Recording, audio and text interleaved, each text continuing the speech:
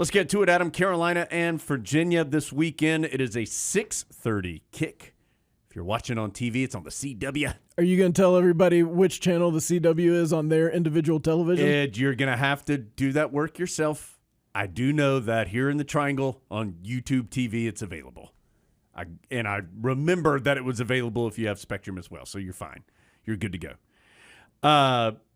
Of course, we're on the air, Tar Heel Sports Network-wise, at 5:30 to get you ready for the 128th meeting between Carolina and Virginia. And, Adam, look, Carolina, I think, has a better team than Virginia this year. The Cavaliers are 1-5. They did win their last game, which was 2 weeks ago against William and Mary. They've had an open date since. The record is not good.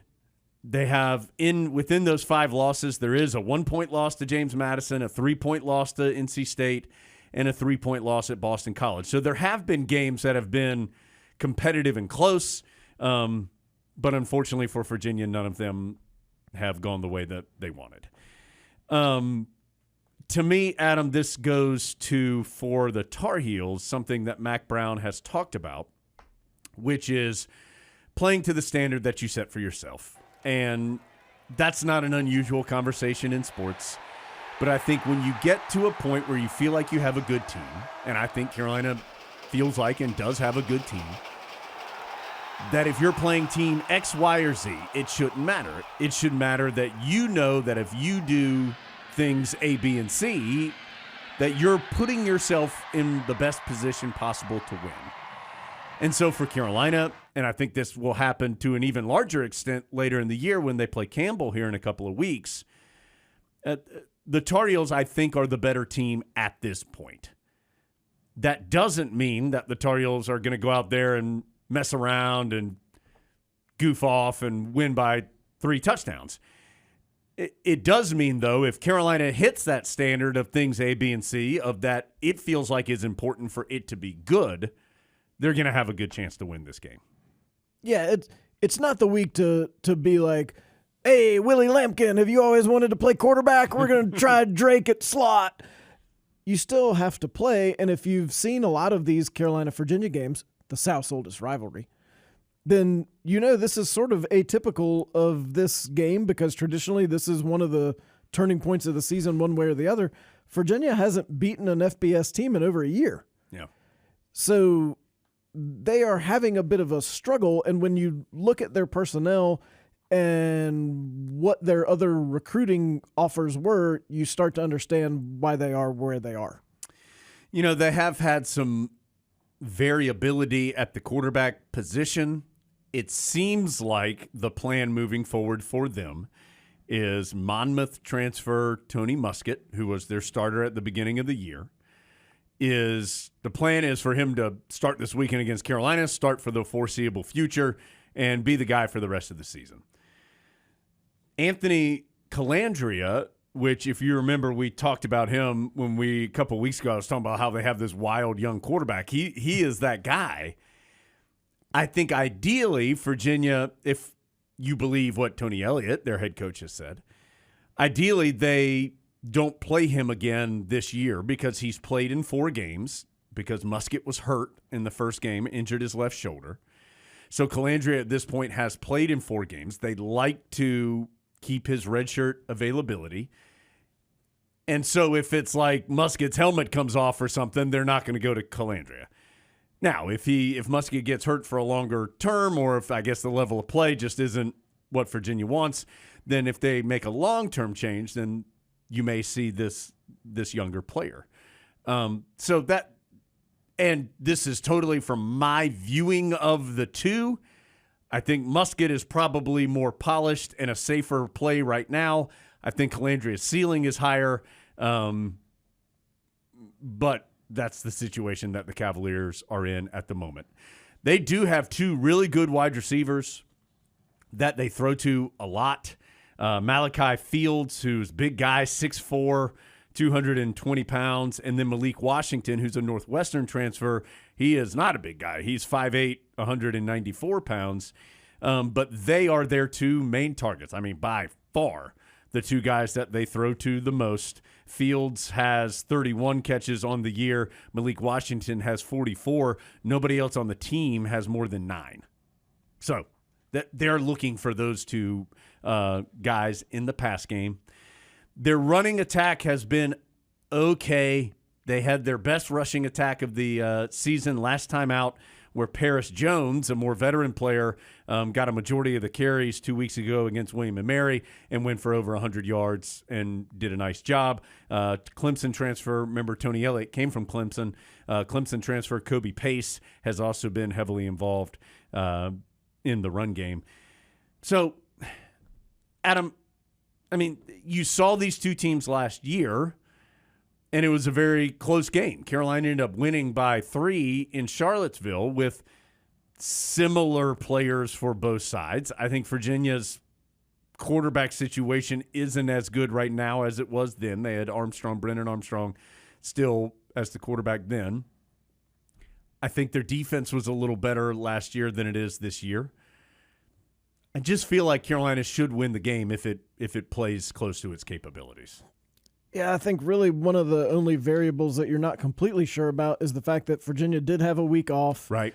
So maybe they used that time to try to figure out how to use this personnel a little better, take advantage of the strengths they do have, which, as Jen said, pretty much is receiver offensively, because their quarterback play hasn't been very consistent. Have they figured out some other ways to get them the ball creatively that'll cause some unexpected problems for the Tar Heels? Now, what we know is the Tar Heels have been really good at adjusting at halftime. So if you can see that early on, you would rely on Gene Chizik to be able to figure that out. But really, that's the only uncertainty that concerns you on paper. They've given up a lot of sacks, 22 sacks allowed through 6 games. And Tony Elliott talks to him this week. He just feels like they've been in so many 3rd and longs, 3rd and 7, 3rd and 11, things like that. They're converting at 35% on 3rd downs, and a lot of those have been 3rd and longs. And you're going to get more sacks when it's 3rd and long because the other, obviously the opposition has a pretty good idea that you're going to drop back and throw it, which is not their strength right now. So it has been a difficult year for them to this point. They do have a couple of nice pieces, but if you're the Tar Heels and you want to have a special season, this is a game where you need to go out there and take care of business a little bit. It's just that simple. I do think that's a pretty good point. I mean, this is where you find out, are you trying to be good? Because if you're just trying to be good, you can sort of paw at them like a cat with a ball of yarn or something and win like 31-17. But if you're really trying to show something and you play as hard as you can for 60 minutes, you've got a chance to do more than that. But also, as I'm sure Mac Brown's telling his boys, if you go out there and try to blow them out in the first quarter, it's not going to happen. Sure. Yeah. And Adam, I do think, one of the storylines this year for the Tar Heels to me has been maturity and handling situations. We talked about it after the Miami game. I think there have been teams in the past that would not have handled that not very good first half that Carolina had the same way that the Tar Heels handled it with their really high-quality play in the second half. So do you go out there and just play to the level that you need, going back to that standard? And, again, that's the big question this week for Carolina. I think something we have learned, and we talked about this some on Tuesday, the Tar Heels are really difficult to defend right now. I just feel like they have so many different things that they can do well, whether it's go deep, whether it's play in the mid-range with the pass game with some of the guys, really crisp route runners, tight ends, running backs, a quarterback who's accurate but can also run. I mean, they're tough. Tony Elliott was, in just listening to him earlier this week, he was extraordinarily complimentary of the Tar Heels, said that they would be the best team that they had faced to this point. Remember, they did play Tennessee in the first game of the season. So we'll see. Hoping for a great day in Kenan Stadium. Weather looks great. And the one other thing about this is a rivalry. And Adam said it, 128th meeting. There have been times in the past where Virginia has been a big thorn in Carolina's side. This series has kind of swung back and forth here recently. Tar Heels won 7 in a row, then Virginia won 4 in a row. Now the Tar Heels have won back-to-back games. And so you'd like to keep that streak going. Yeah, and you'd like to keep the momentum going that you built last week with such a great crowd. You've got another night game. You've got another big weekend in Chapel Hill, chance for people to come. Legitimately, how many times have you ever seen a 6-0 Tar Heel team at Kenan Stadium? Right. I haven't very many times. So one of the very few chances you'll get to do that, and whether it's close or not, and certainly we hope it's not, but it might be. It's the kind of night you just don't get to do very often with Carolina football, and this year's team's trying to extend a really impressive streak. Adam, anything else we're missing here with Carolina and Virginia? Tar Heels trying to move to, and this is an interesting weekend too because you've got Duke and Florida State. Those are the two other undefeated in conference play teams in the ACC right now. So if you're Carolina, who still has, of course, a lot of work to do in the back half of the year, with those two teams playing one another, one of them's going to lose, and so you have an opportunity to get a win on the field a little bit, at least in relation to those two teams. Who should I be hoping wins that game? That's a great question. I mean, from the Tar Heel perspective, you have your own opportunity to play Duke later in the year. You don't have that opportunity against Florida State, at least in the regular season.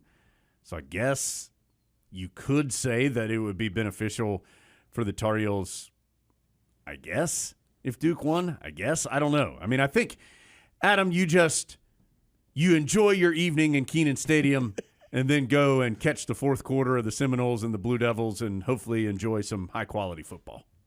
Yeah. I think the chances of Florida State losing 2 in the league are not very high. Right. So I could potentially make an argument that it might be better if Florida State won. Like, just concede the one spot in the championship game to Florida State. I suspect that which way I root will not determine the outcome. Maybe not. You don't know that. But I think it might have before. So yeah. That's why I have to be careful about things like this. Also, Miami and Clemson, isn't it crazy? Miami and Clemson play, and it is not the best game in the league this weekend. And how do I feel about that one? I think I could make an argument both ways for that one also. So Clemson has one conference loss, right? And the Tar Heels still go to Death Valley. You need Clemson to lose. Yeah, need them to lose. Because Carolina now has the tiebreaker over Miami. Yes. And Miami's already lost twice because they lost that Georgia Tech game. Okay. No, Clemson's lost twice because the other loss was Florida State.